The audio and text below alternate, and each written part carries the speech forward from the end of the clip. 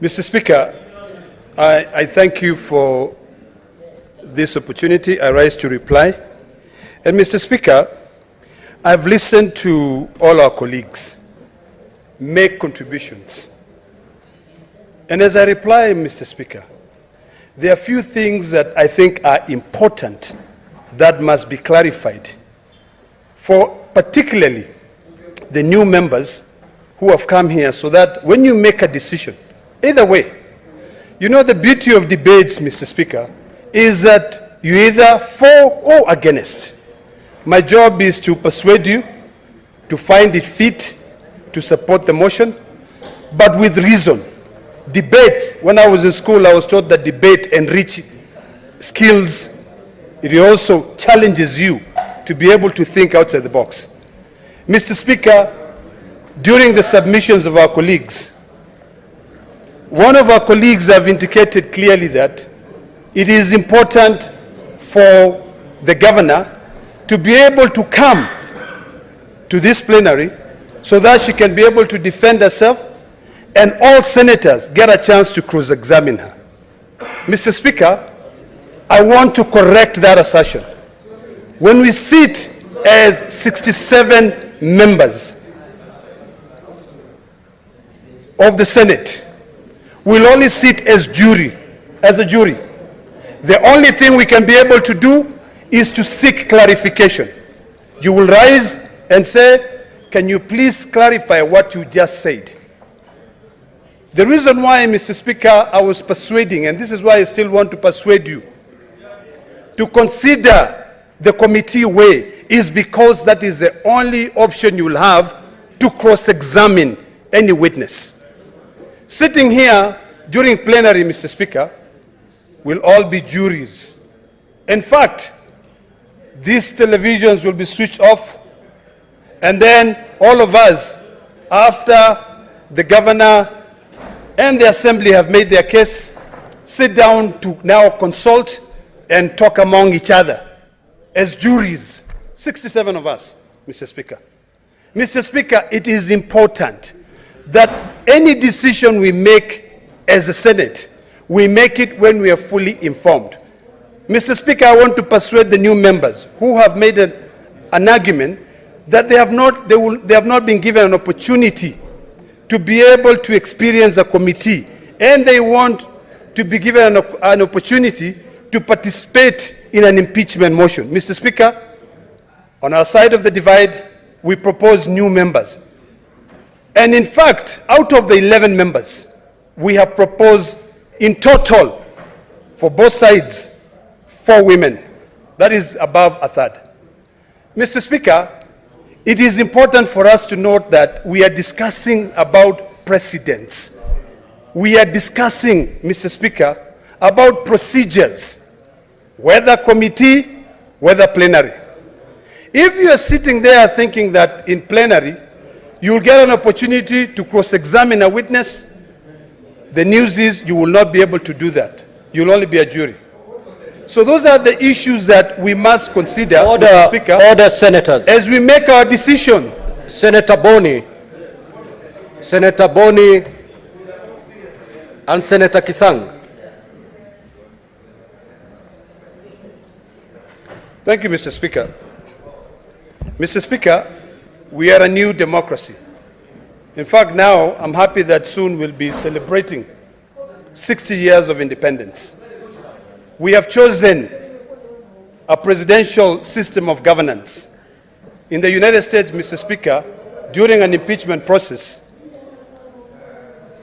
a group of representatives who are referred to as managers prosecute the matters and then submit. Once the charges have been read, they prosecute the matters and then submit a report for the full House to debate.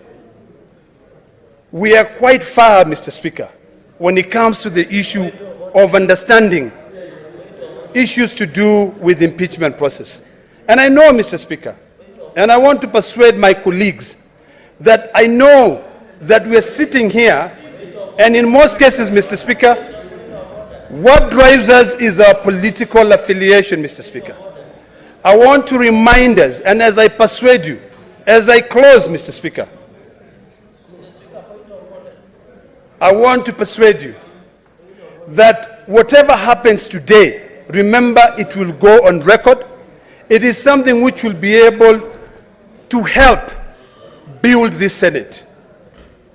I know as you sit there, you've made up your mind. But for the people of Meru, it is important for the people of Meru to know that today we are not prosecuting, we are not debating the issue Honorable Senators. of either to send the governor away. The only thing we are debating is whether What is your point of order, to give Senator, it to for 11 members of the Senate to be able to cross-examine witnesses. Senator Ledama. Honorable Speaker, it is very unfortunate that I did not get an opportunity also to speak on this particular matter which is touching on my county. But Mr. Speaker, you know, Honorable Ledama, Senator Ledama convinced us enough. And I think he is just delivering his points that he gave us. So can you kindly summarize? Can you just summarize and then we make the decision? Yes. Yeah, you just summarize your reply. You don't need to, that is the reason why we could have been given 2 minutes each. Because I was on the queue also. It is not fair at all.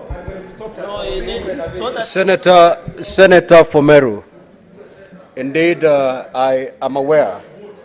Indeed I'm aware that this matter originates from your home county. However, if you look at our standing orders, the mover has 20 minutes to make a reply. So, Senator Ledama, you are left with 3 of the 20. 3 of the 20? Yeah. Mr. Speaker, I thought I was left with 17 of the 20, but I will respect... Proceed, the 3 minutes now you have within 3 minutes, Mr. Speaker. I want to conclude as follows. You know, we can make all the noise. And, Mr. Speaker, please... Order. What is the point of order, talk to Senator Cherargi. Freeze my time. Mr. Speaker, I needed for future engagement. I'm raising understanding order number 98, number 103, number 47, 48, and number 111. Mr. Speaker, I need your interpretation. When a motion is limited, after you have put the open for the debate, does it mean that the mover, when they are replying, are also limited to 3 minutes?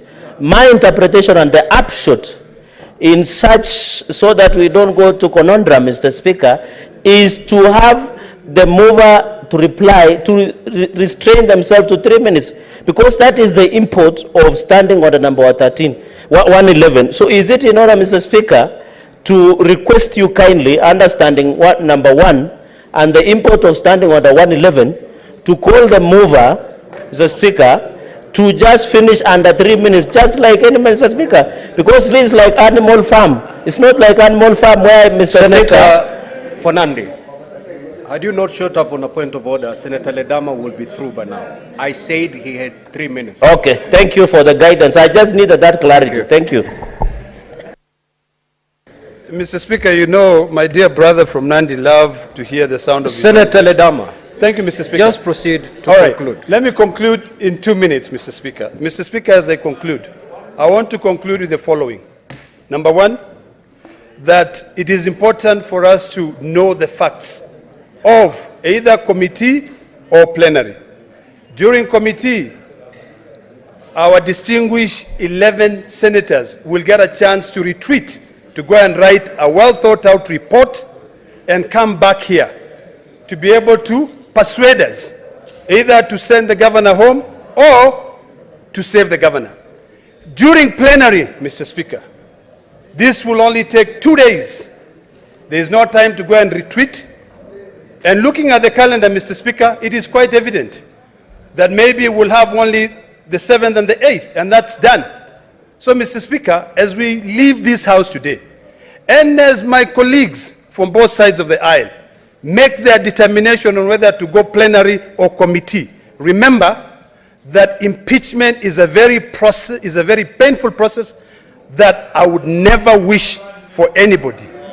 So I plead with you to support order members. My brother from Meru, I have a lot of tremendous respect, Mr. Speaker, for the Deputy Speaker. But the Deputy Speaker, being the Deputy Speaker, sits in that seat, knows the rules of debate. The issue here is this: let us not make it a shouting matter. I am trying to convince you, if we bring Narok here, I'll be sitting here, you will tell me the same thing. So, Mr. Speaker, I beg to reply and I request you to support. Thank you. Now, honorable senators, as you may notice, this is a procedural